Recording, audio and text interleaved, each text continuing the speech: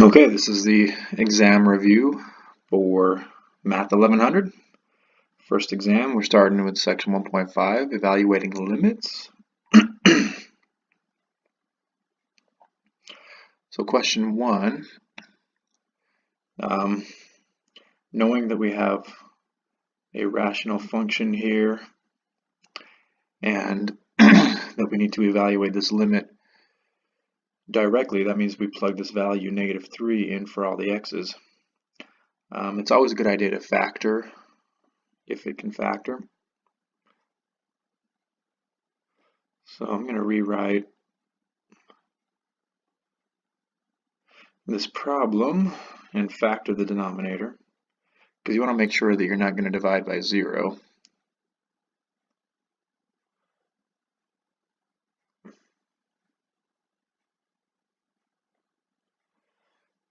And the denominator factors into a product of x plus 2 times x plus 5.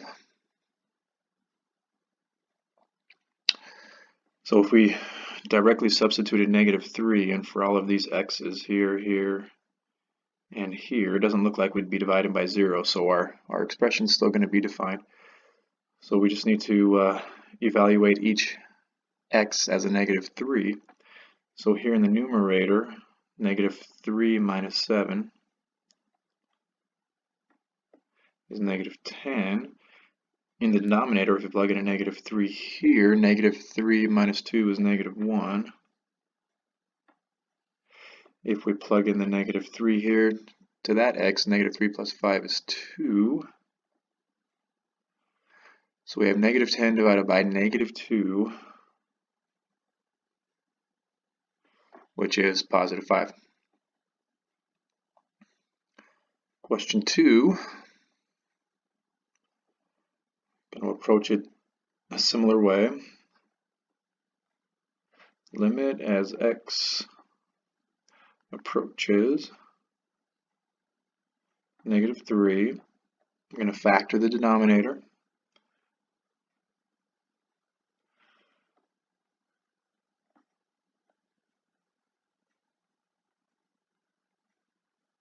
So we're going to have x plus 3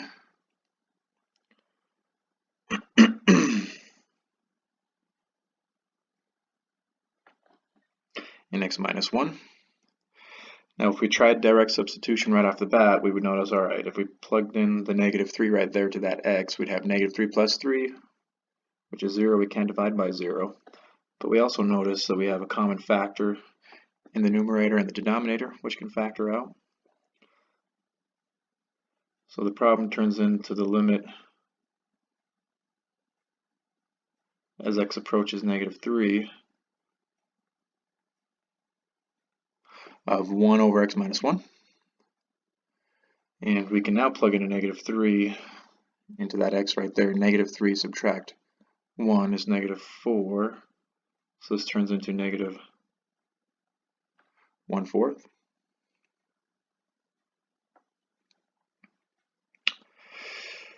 Now for question 3, you notice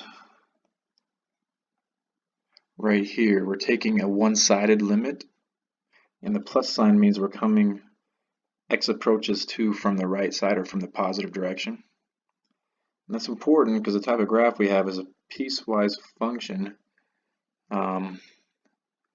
There's a discontinuity right here in the graph. So this right here is an x value of 2. This barrier right here, this represents an x value of 2. Now we need to approach 2 from the positive direction. That would be coming from here, from this direction here. So we're approaching an x value of 2 from the positive direction. The limit as x approaches 2 from the positive direction is what y value are we approaching. And as we get closer and closer to an x value of 2, we are getting closer and closer to this point. The y value of that point is -5. So the one-sided limit as x approaches 2 from the positive direction of this function equals -5. That one can just be done graphically.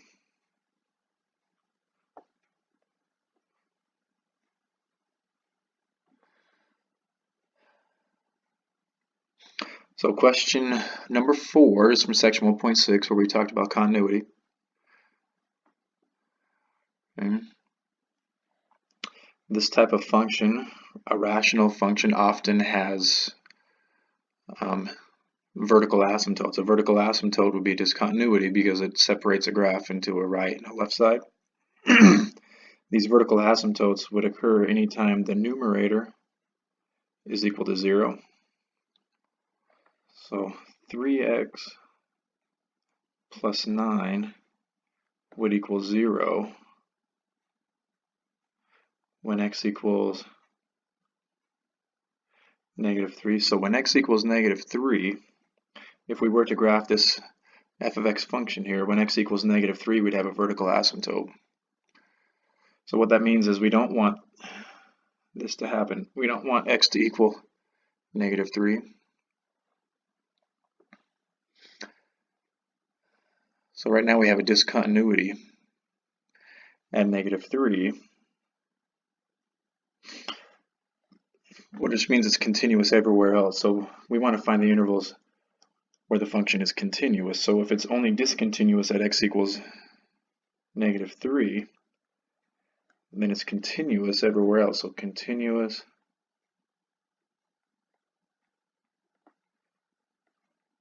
on the open intervals -∞ to -3,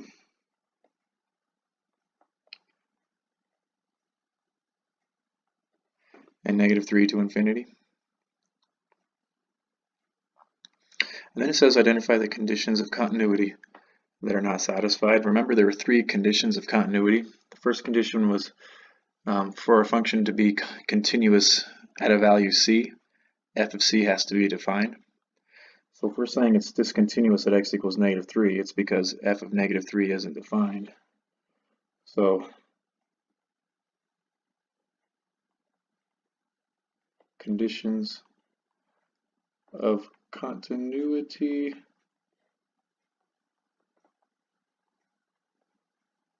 not met. First of all, f of -3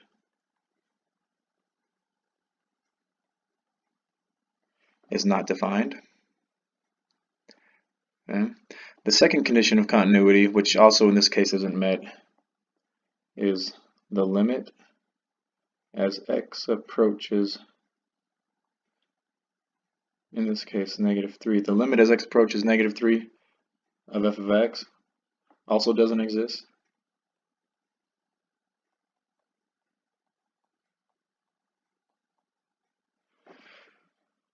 That's because at -3 there's a vertical asymptote, and if you recall from Math 1050, typically what happens if we were to graph, let's say we have a vertical asymptote here and a horizontal asymptote here, typically what happens is at that vertical asymptote, from the right, the graph would be approaching -infinity down this direction. From the left, the graph would be approaching +infinity. So the limit wouldn't exist at that vertical asymptote. So the limit doesn't exist. So those 2 conditions of continuity are not met for this problem.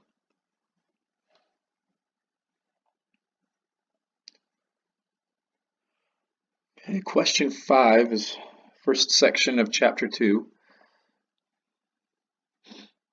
Section 2.1 is we discussed and determined what a derivative is and how it's used. One way it's used is to find the slope of the tangent line at a particular point, but we had to use the definition of the derivative, which involved finding a limit of the slope of a secant line as delta x approaches 0. That's the limit definition, or the definition of the derivative. So the limit as delta x approaches 0 of f of x plus delta x minus f of x all over delta x. And remember, you can consider y equals in function notation as f of x. Same thing. So f of x plus delta x, if this is f of x right here, 2x plus 3, or 2x squared plus 3, if that's f of x, then f of x plus delta x means that the x right here, we're to zoom in, f of x plus delta x means this x here gets replaced with an open parenthesis, and in that parenthesis I'm just going to put x plus delta x.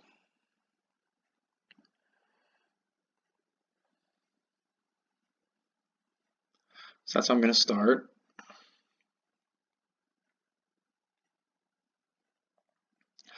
I'm not going to write in the limit part of it right now. I'm just going to focus on simplifying this rational expression.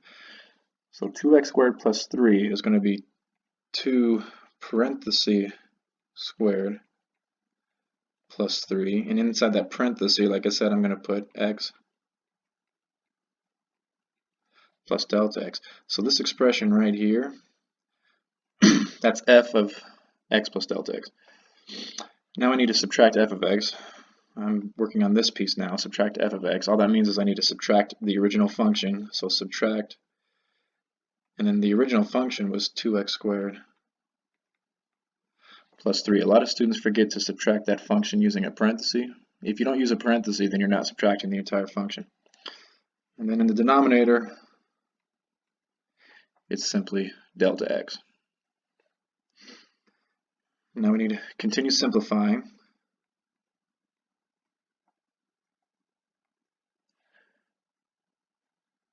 The x plus delta x to the second power is going to become x squared plus 2x delta x plus delta x squared, and then the plus 3,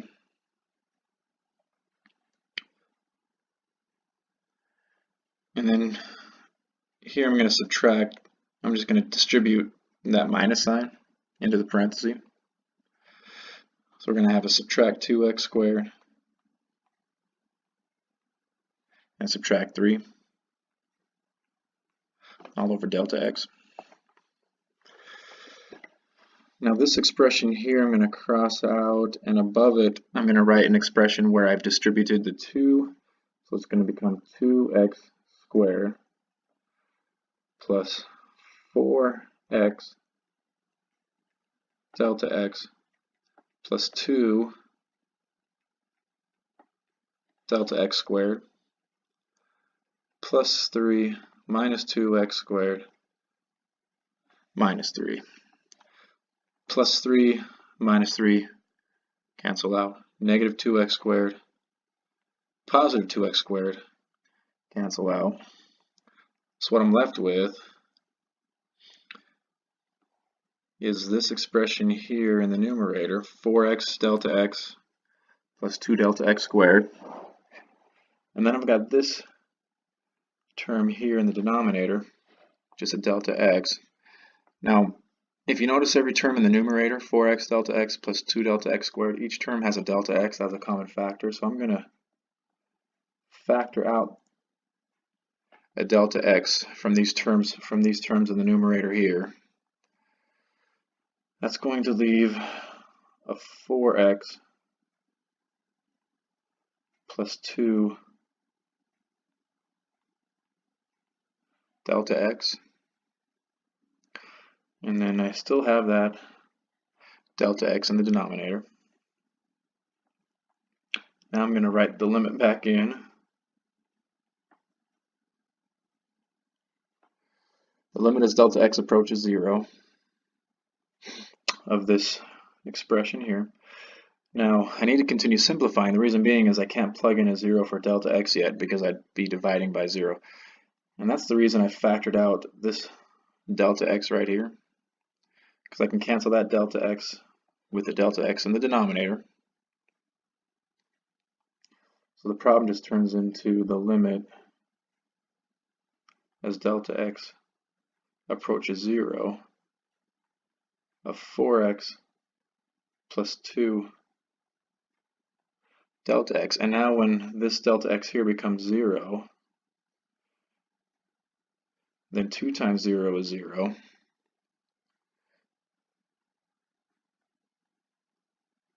So according to the definition of the derivative of our original function, which was up here, 2x squared plus 3, the derivative we have found here is 4x.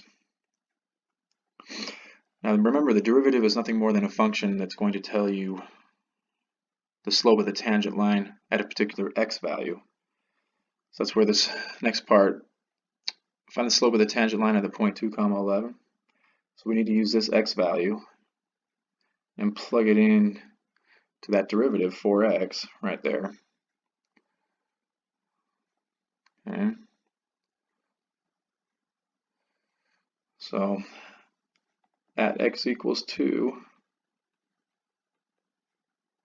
slope is 4 times 2,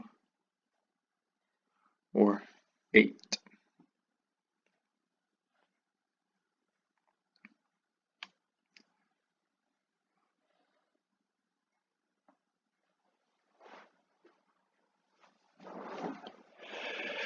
Okay, question 6.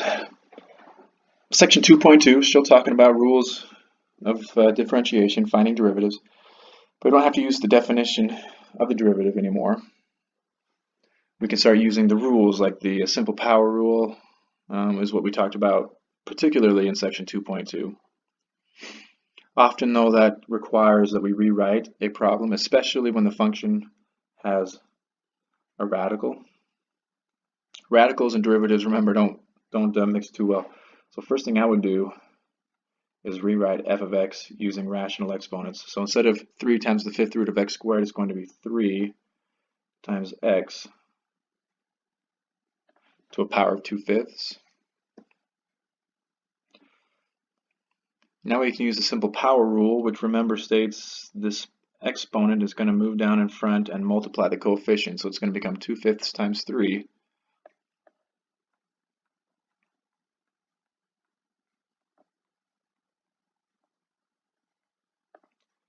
So 2/5 times 3 times x, and then the exponent has to decrease by 1, so it's 2/5 minus 1. So simplifying that, 2/5 times 3 is 6/5, and then 2/5 subtract 1 is 2/5 minus 5/5, or negative 3/5.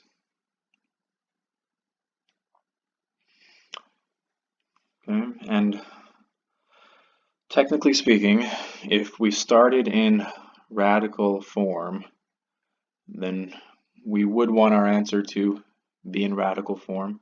I'd most likely accept this answer, but just to be thorough, let's finish off this answer by putting it in radical form. And also we have a negative exponent.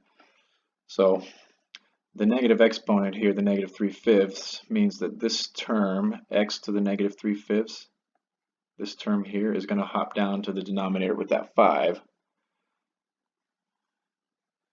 So 6 over 5 times x to a power of 3/5. And then to finish that off in radical notation,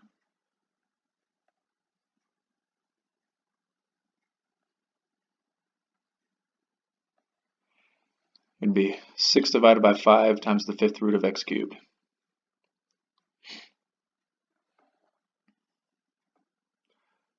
Part B.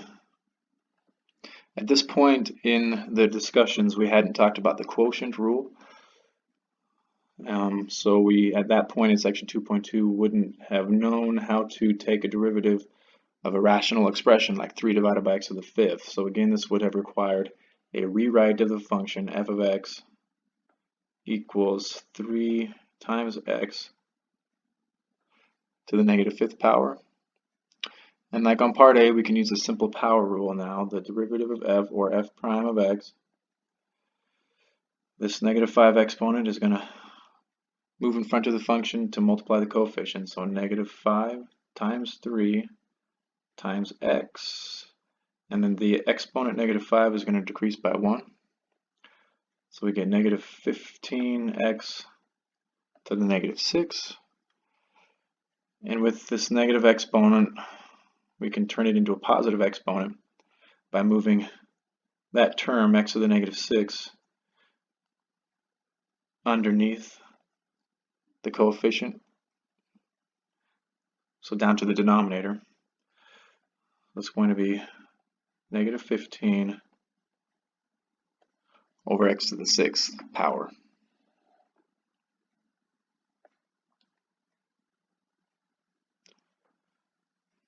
Okay. Question number 7 is just an application of the simple power rule and the sum or difference properties. Even though this is one function, since it's comprised of several polynomial terms, x to the third, 4x squared, and 3, you can take the derivative of each term separately according to the sum or difference rule, or the sum or difference property. So f prime of x, we could start with the derivative of x to the third, which is 3x squared. And then next move to the derivative of negative 4x squared, which is going to be negative 8x. And then the derivative of 3, this is the constant rule, or taking the derivative of a constant is always 0. So you don't need to put a plus 0 at the end because it doesn't affect the value, so we don't need that. So the derivative of f is 3x squared minus 8x. Now we need to find the slope of the line tangent to the function at this point 3 comma negative 6. Particularly, we need the x value because our derivative is in terms of x only, 3x squared minus 8x. So we can only plug in the x value. So f prime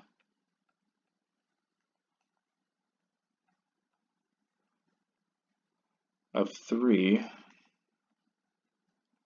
is equal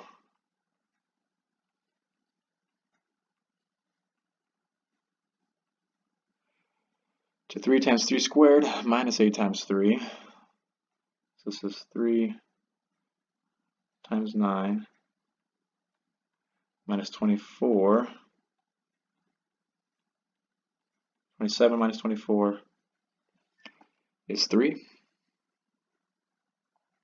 So it has a slope of 3 at the point 3 comma negative 6.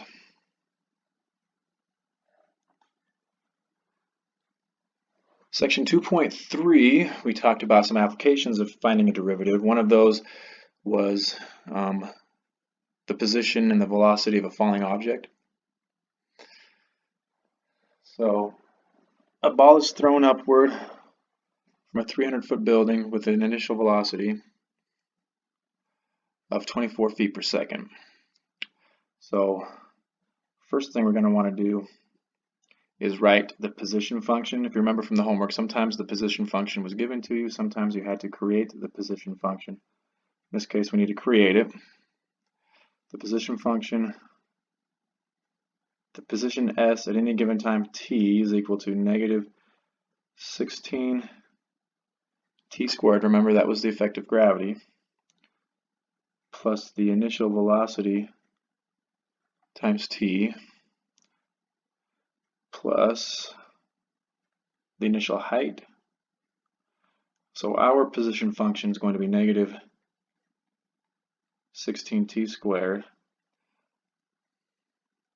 plus 24, because the initial velocity was 24 feet per second upward, so it's plus 24t, and it was thrown from a 300-foot building, so it's plus 300. So there's the position function. We need to have the position function so we can later talk about velocity functions. The average velocity, remember we talked about this in the discussion in section 2.3. Velocity is just a rate of change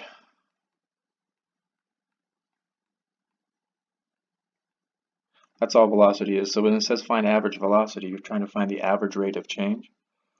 The formula for average rate of change is f of b minus f of a all over b minus a. We have a particular function though, and it's not f of b and f of a, it's s. We're using the function s. So we can replace, if we're looking at this formula here, we can replace the f with s. So s of b minus s of a. And all a and b are two separate x values, or in this case, two separate t values, two separate values of time. And that's what we have right here. We have two separate values of time, a and b, or t1 and t2. So it's going to be s of b minus s of a over b minus a. That's just going to be the position at 2 seconds minus the position at 1 second divided by 2 minus 1.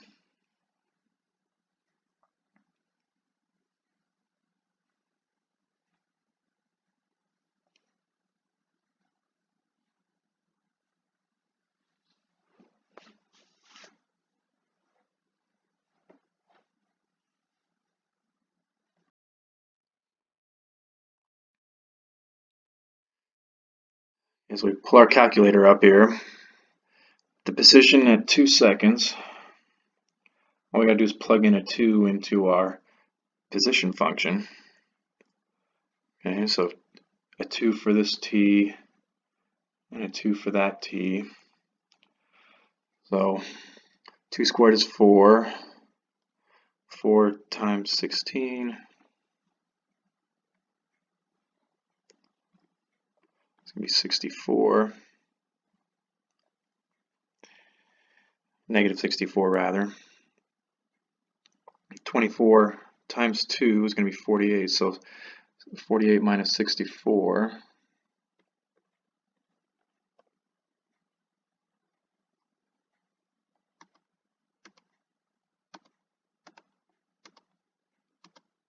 It's negative 16. Then we add that to 300.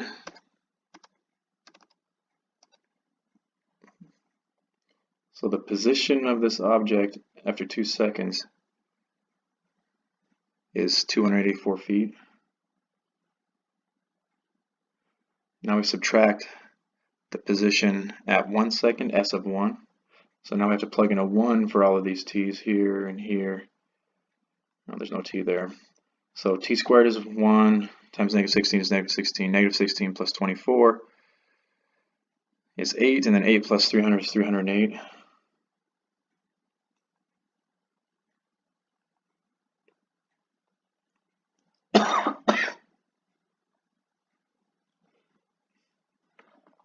That's all divided by 1. So now 284 minus 308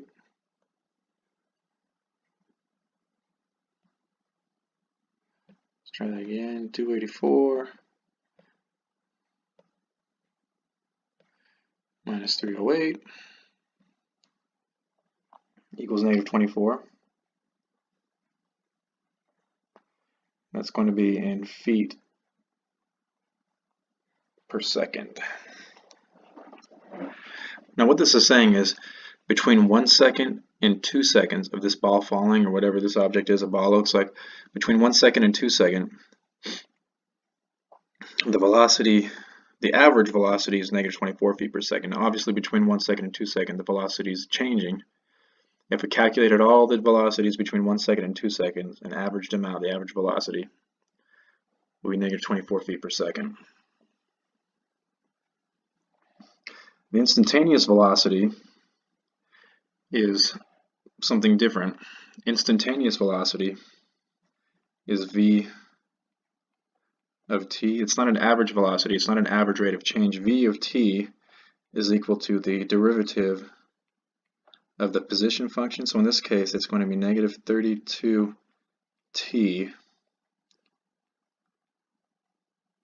plus 24. What I'm doing is just taking the derivative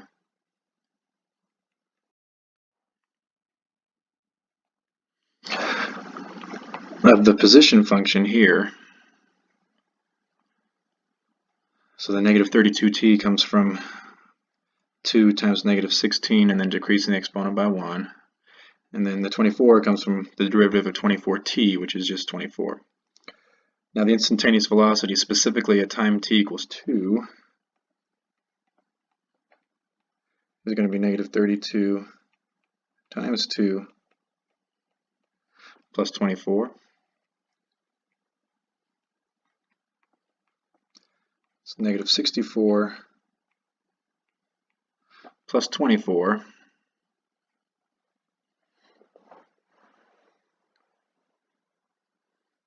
Add those two together, negative 64 plus 24 is negative 40 feet per second.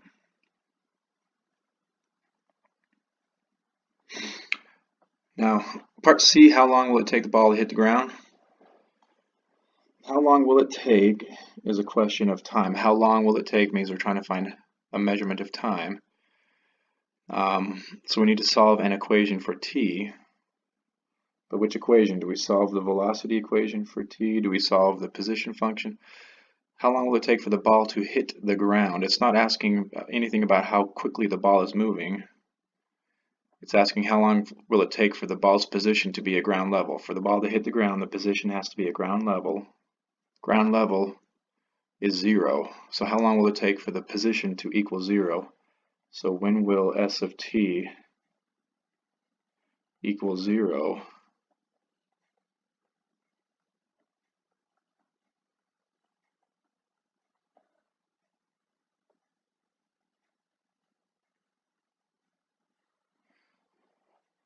That's the question. So what we have here is a quadratic equation. Negative 16t squared plus 24t plus 300 is what's called the quadratic equation. You studied a lot of these in Math 1050 and Math 1010.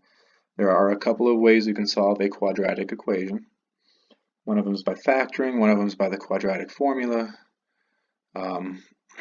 completing the square. There's several methods.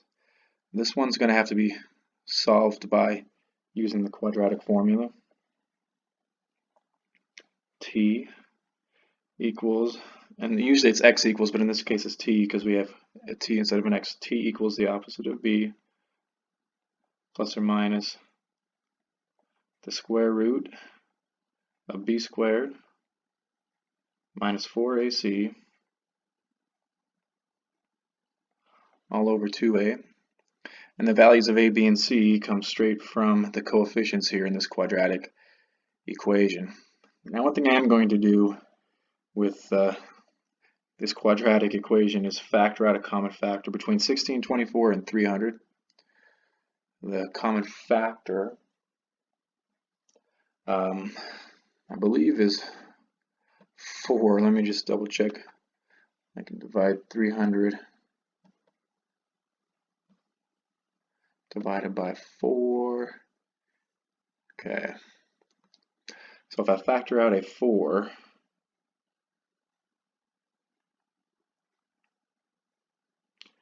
then it becomes negative 4t squared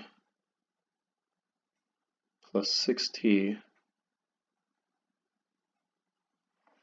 plus 75. So now at least the coefficients have gotten a little smaller. This would be a, this would be b, and remember that would be c. So plugging all those into our quadratic formula here, we're going to have the opposite of b, which is negative 6 plus or minus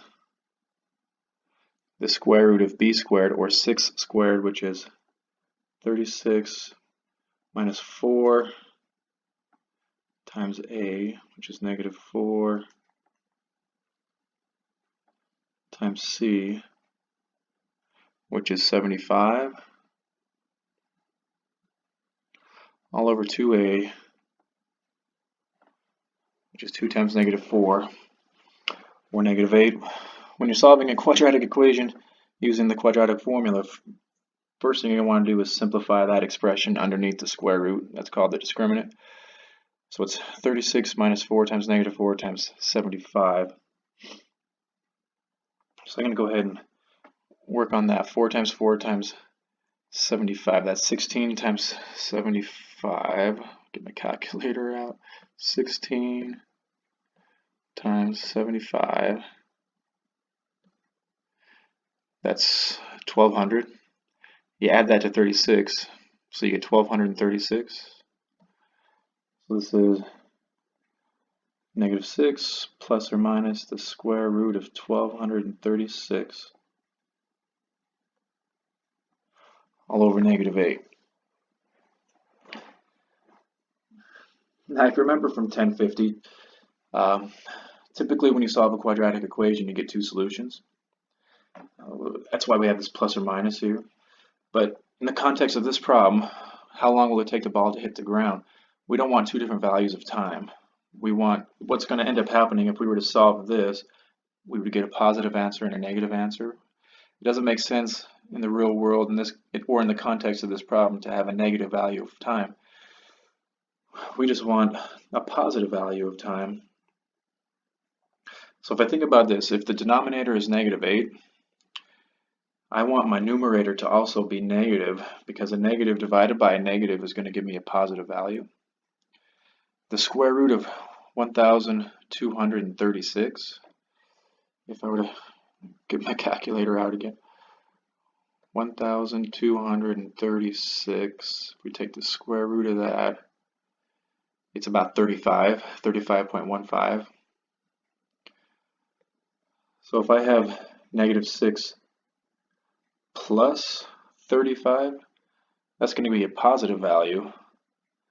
If I divide that by negative 8, I'm going to get a negative value. So I actually just want the negative 6 minus the square root of 1236, because negative 6 minus the square root of 1236. Remember, the square root of 1236 was about 35. So negative 6 minus 35 is about negative 41. Negative 41 divided by 8, negative 8 rather, is going to give me a positive value, because a negative divided by a negative is a positive. So this is going to be approximately, so negative 6 minus 35.15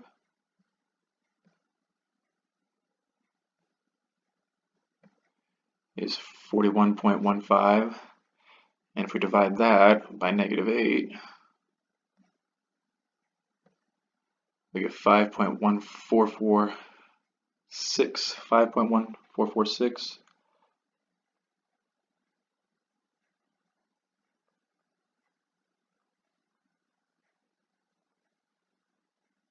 And that's in seconds. 5.1446 seconds. That's how long it takes the ball to hit the ground. Last question here is, what's the velocity at the moment the ball hits the ground? Well, we know it hits the ground after 5.1446 seconds. So the velocity of the ball when it hits the ground needs to be the velocity at that exact moment, 5.1446 seconds. So that's negative 32 times 5.1446 plus 24. Remember, I'm just using the velocity function, negative 32t plus 24, that we had in part B of the problem.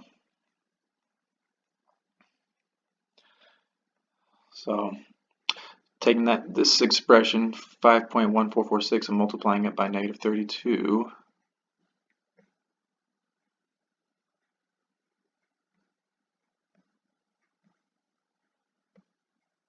and then adding 24. So at the moment of impact, the ball is traveling negative 140.627 feet per second.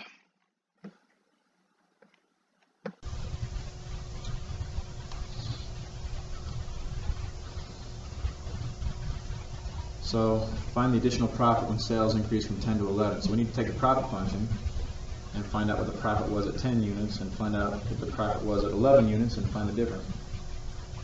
So the profit at 10 units, if we just plug in a 10 to the function, turns out to be $50. And the profit at 11 units turns out to be $59.50. So the profit increases by $9.50. So what part B is meant to do is illustrate that using marginals you can estimate the rate of change, and it's going to be pretty close to the actual change. So marginal profit is dP over dx. So if you take the derivative of the profit function, so I'm going to rewrite this as -1/2 times x squared plus 20x minus 100. If the 2 drops down, multiplies with 1/2, it's going to cancel out, so it's -x. The derivative of 20x is just 20. The derivative of -100 is 0. So the derivative here is -x plus 20. And at x equals 10, the marginal dP over dx is equal to 10. And since its a rate of change is $10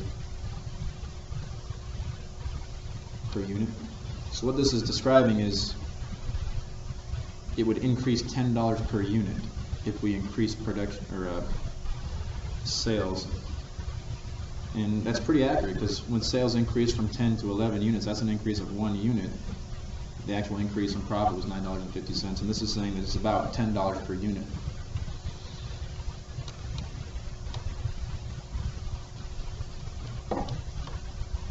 Alright, in 2.3 through 2.5 we learned some more rules and properties of differentiation.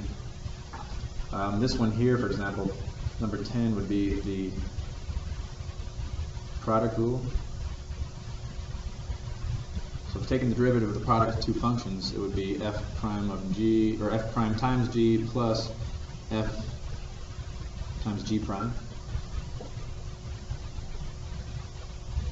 So y prime would be the derivative of the f function, which is 6x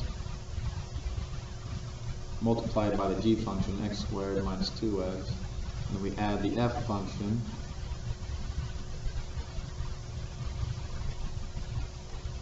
multiplied by the derivative of the g function, okay, and then simplify.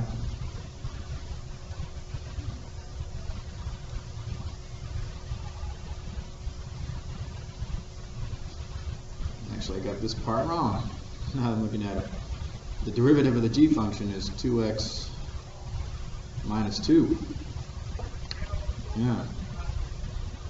Sorry about that. So here we'd have to distribute this together, and we get 6x cubed minus 6x squared plus 14x minus 14. Combine your like terms, and we get 12x cubed minus 18x squared plus 14x minus 14. Question 11 is meant to be an illustration of the quotient rule. So we have an h function here and a g function. So the phrase is low d high minus high d low all over those squared. So it would be low d high minus high d low all over low squared in this case. So f prime of x would be the low function, 3x plus 1, multiplied by the derivative of the high function, so that's -5, minus the high function, h, times the derivative of the low function, all over the low function squared. So that's 3x plus 1 squared. Let me simplify. So this is negative 15x minus 5 minus 6 plus 15x. So the 15x's would cancel, and negative 5 minus 6 is negative 11. And you can multiply this out if you want, or you can just leave it as 3x plus 1 squared. I'm not too concerned about that there on the bottom.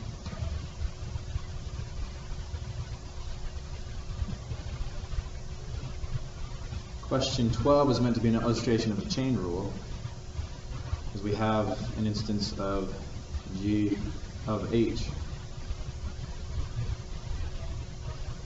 of x, where we have a function inside of a function. H of x would be like the 5x squared plus 2 function, and the g function would be cubing it. So we really have an instance of two functions here. So the derivative of a composition is equal to g prime times h prime, essentially. So we have to take the derivative of the outer function, which would just be dropping down the 3 in front and increasing the power by 1. So this would be 3 times 5x squared plus 2 to the second power. That's the derivative of the outer function. Now we multiply that by the derivative of the inner function, which is 10x. Okay. I'm going to simplify a little bit here.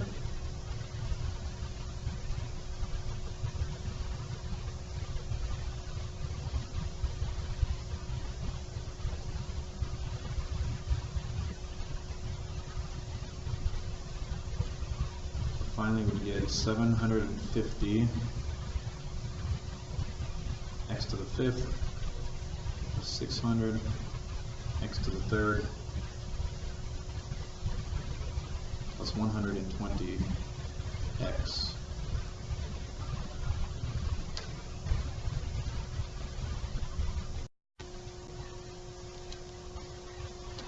Okay, for question 13, I'd do a little rewrite here and use rational exponents rather than radicals. So this would be x squared minus 1 raised to a power of 1/3.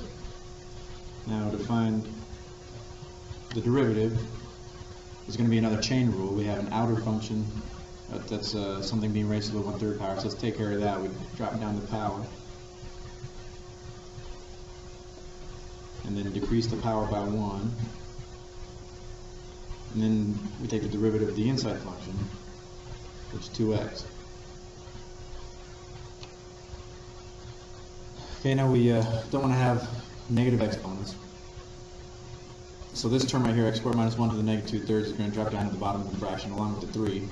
This 2x is going to stay on the numerator, so we have 2x divided by 3 times the cube root of x squared minus 1 squared.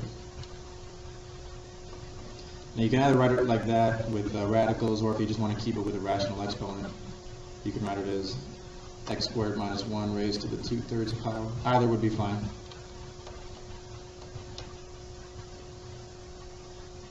Okay, question 14 is a product rule. It's x squared times x minus 1 to the 5th power. And then it's also going to include a little bit of a chain rule here. So if we have an h and a g function, remember the product rule is h prime times g plus h times g prime. So taking the derivative of the first part of the function would be 2x times the g function, x minus 1 to the 5th. Now we add x squared times the derivative of the g function, which is going to be 5 times x minus 1 to the 4th power, and the chain rule times the derivative of the inside function.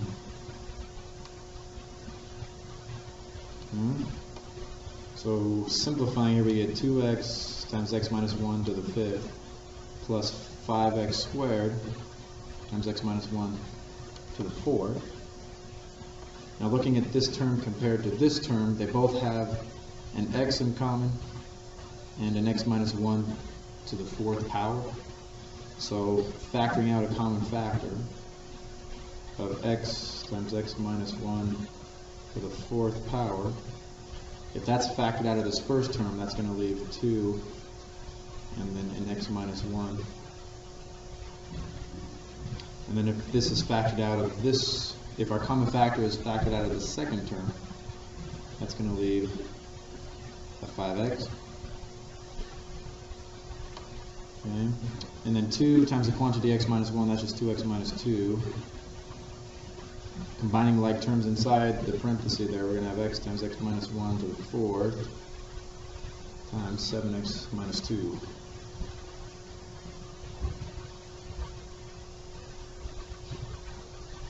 Okay, so for question 15, a higher order derivative, it's just a derivative of a derivative of a derivative in this case. So to find the first derivative, that's going to be 6x plus 7. Okay, the second derivative is the derivative of the first derivative, which is going to be 6. And then the third derivative is the derivative of a constant, which is 0.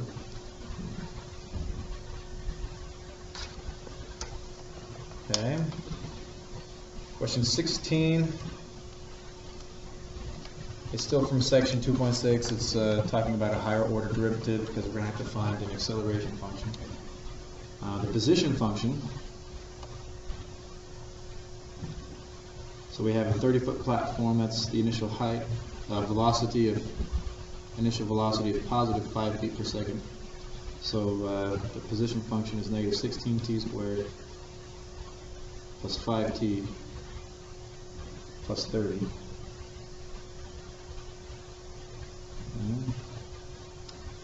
Now how long will it take for the diver to hit the water? This is much like the question on this review from before with the object being thrown off of a cliff. So we need to solve for when s of t is equal to 0. So that's going to be 0 equals negative 16 t squared plus 5t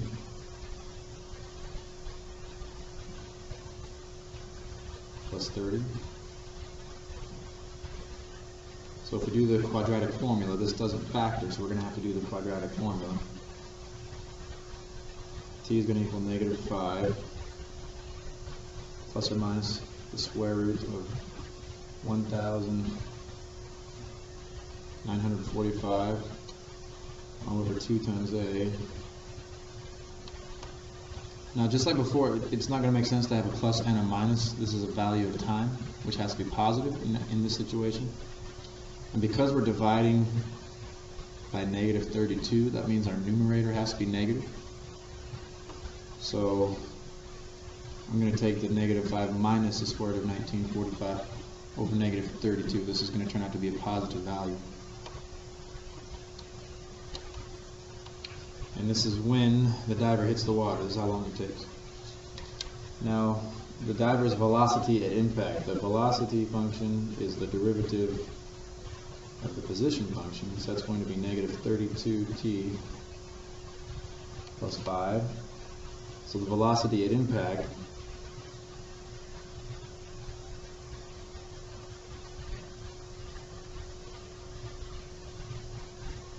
is negative 32 multiplied by this value of time right here.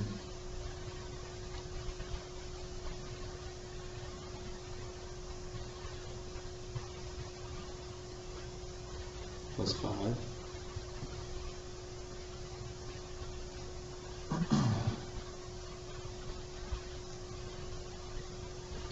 So the negative 32 cancels here. So it's going to be, and then the negative and the positive 5 will cancel. So it would be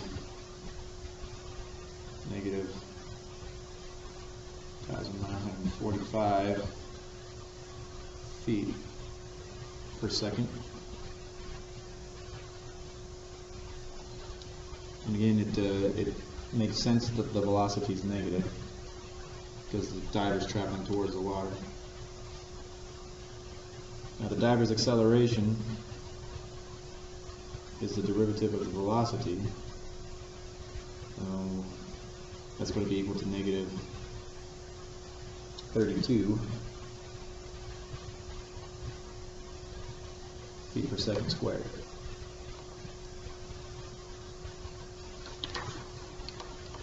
Okay, so 2.7 implicit differentiation. What we do is we take the derivative of this entire equation with respect to x. So the derivative of y squared is 2y, but since we're taking the derivative with respect to x, we have to do a chain rule with y, because y represents a function of x. So we did an outer function, which is 2y, and we multiply that by dy dx. That's the derivative of y with respect to x. Plus 2x minus 6 dy dx minus 2 is equal to 0. So that's the derivative with respect to x. Now we have to get dy dx isolated. So we need to move all the terms that do not have a dy dx factor to the right side. So it's going to be 2y dy dx minus 6 dy dx equals negative 2x plus 2. And then on the left side, both terms have dy dx, so you can factor out a dy dx. You get 2y minus 6 equals 2 minus 2x. And then divide by the 2y minus 6. So the derivative with respect to x is equal to 2 minus 2x over 2y minus 6. It's a similar situation here. This one is a bit more complicated because we have some product rules here. But in this case, we have a product rule. So the derivative of this first term, 2y squared, is 4y dy dx. Now with this second term here, you can think about this as two different functions. We have an f and a g function, so we have to do the product rule. It's going to be f prime, so that's 8x times g plus the f function times g prime. And then we have the same situation here. So we have an f and a g function. So we have to subtract this expansion. Notice how I'm doing this in parentheses because we're subtracting this product rule. So it's f prime, which is 3 times g plus f times g prime. So it's 2y dy dx, and that's equal to 0 because the derivative of 4 is equal to 0. So distributing the minus sign here, we just get rid of the parentheses and change that to a negative. And then it's a similar situation as the problem above. We need to get all the dy dx terms on the same side. So this is going to be 4y dy dx plus 4x squared dy dx minus 3x2y dy dx. These are all the terms that have a dy dx factor. On the right side, we're going to have a positive 3y squared minus 8xy.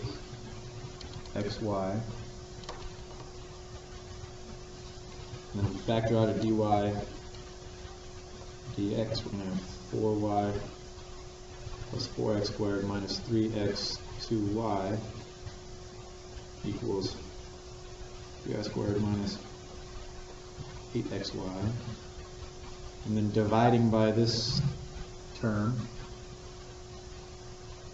is going to give us dy over dx equals 3y squared minus 8xy over 4y plus 4x squared minus 3x times 2y. Now 3 times 2, that just becomes a 6, so it's 6xy.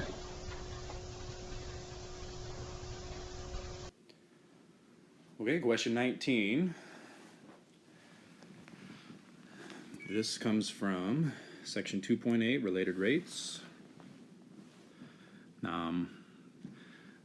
It says how fast is the distance between the cars changing. How fast something is going is a rate, and it's changing, so it's a rate of change. We talked about this in class. Anything where it says find the rate of change, they're talking about a derivative. So this is an application of a derivative. And we know this is a related rates problem because car A and car B are both moving at different rates, and that's affecting how this rate is changing. So I think it would be best in this problem to draw a diagram. If we have the intersection here, then car A is traveling away from the intersection.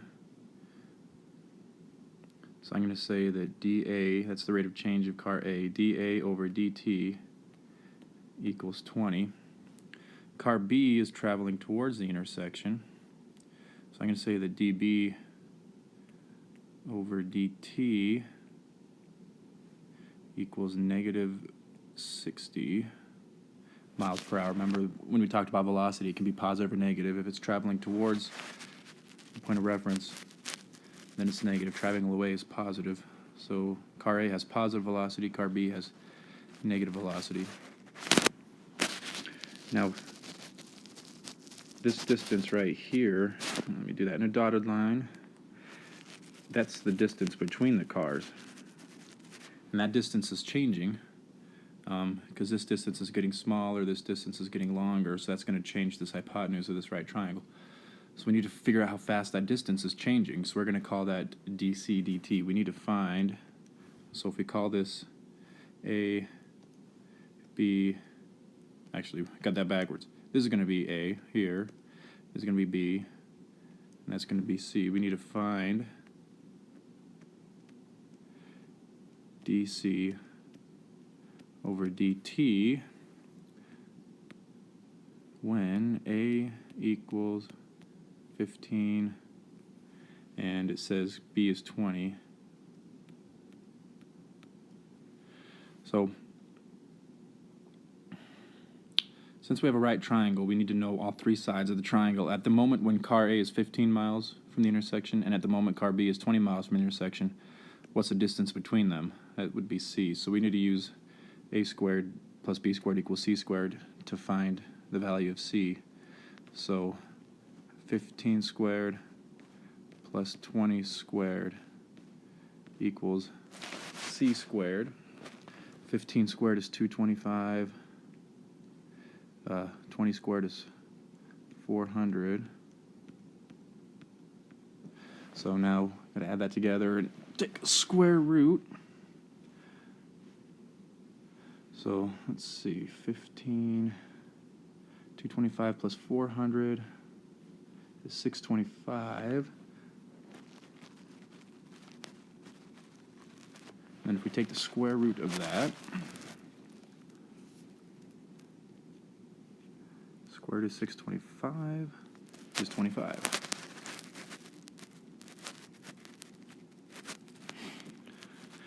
So now we need to find rates.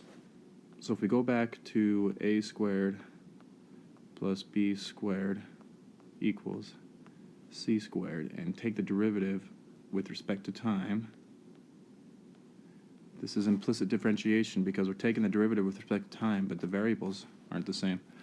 So we use normal differentiation techniques that we talked about with implicit differentiation. So the derivative of A squared is 2A, but then implicit differentiation says we need a 2A or a dA dt plus, now the derivative of B squared is 2B multiplied by dB over dt, and the derivative of c squared is 2c times dc over dt. Now the value we're trying to find, the quantity we're trying to find is dc over dt. So I'm going to divide by 2c. So dc over dt equals 2a dA dt plus 2b dB over dt, all divided by 2c. So 2 times a is 30, and then dA dt, it was traveling, what, 20 miles per hour, so 30 times 20 plus, now over here, 2 times b, let's see, b, the distance, it was, what was b? b was 20, so 2 times 20 is 40, so 40 multiplied by dB dt, that's negative 60, divided by 2 times c. We figured out here that c was 25. 2 times 25 is 50.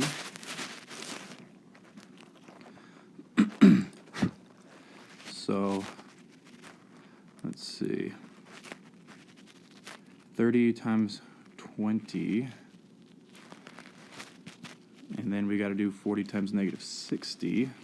So 30 times 20 is 600.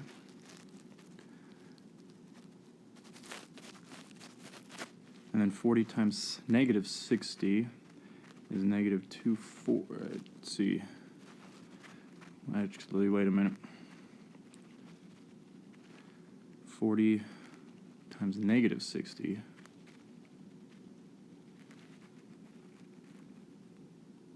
is 2400.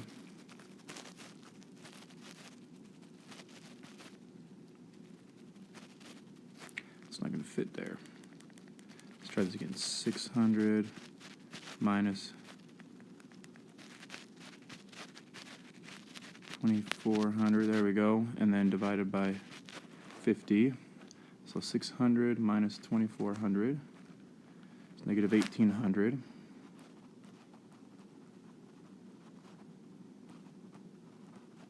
And when you divide that by 50, you get negative 36 miles per hour.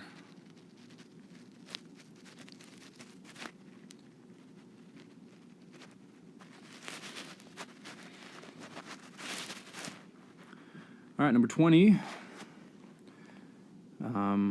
it says find the rate of change. So we know we're going to be taking a derivative, the rate of change of profit. So we need to find the derivative of profit, but it's in dollars per day. So it's the rate of change dP over dt. So find derivative of the profit with respect to time. So if we take our profit function here and take the derivative with respect to time, we're going to have dP over dt. The derivative of 500x is 500 dx dt. And we have to use implicit differentiation again because we've taken the derivative with respect to time of x. The variables don't match, so that's implicit differentiation. Minus, now we have the simple power rule here. We take the coefficient, which is 0.25, and multiply the exponent. 0.25 is 1/4, so 1/4 multiplied by 2 is 2/4, or 1/2. So this is going to be minus 1/2 x dx dt. Now this quantity here, dx dt, that's a rate of change of x over time, and x is production. Actually, it says here that x is selling because we're talking about profit. So selling x units, so dx dt is the rate of change of sales, and it says sales are increasing at a rate of 10 units per day. So we can say that dx dt equals 10, and we need to find dB dt when x equals 500 because it says when 500 units have been sold. So find dB dt when x equals 500. So we just got to plug these two quantities in to that rate. So 500 times 10 minus 1/2,